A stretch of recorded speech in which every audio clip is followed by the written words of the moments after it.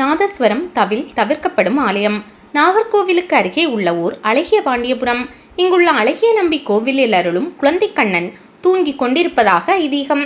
அவரது தூக்கம் கலையாமல் இருக்கும் பொருட்டு நாதஸ்வரம், தவில் போன்ற வாத்தியங்கள் இங்கே இசைக்கப்படுவது இல்லையாம். பூஜையின் போது புல்லாங்குழல் இசை மட்டுமே ஒலிக்கப்படுகிறது. திருவிழா சமயங்களில் மட்டும் நாதஸ்வரம், தவில் பயன்படுத்துகிறார்கள்.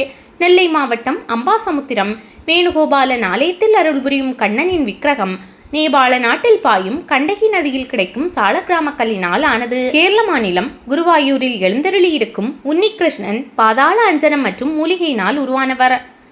சென்னை மயிலாப்பூரில் ரங்கா சாலையில் கோவில் கொண்டுள்ள கண்ணனின் விக்கிரகம் தங்கத்தை உரசி பார்க்கும் ஒரு வகை கல்லினால் ஆனது.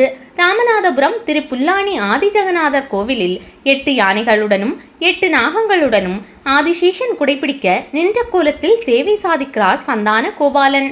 தசரத மகாராஜா புத்திர காமேஷ்டி யாகம் செய்த திருத்தலம் இது என்கிறது தலபுராணம்.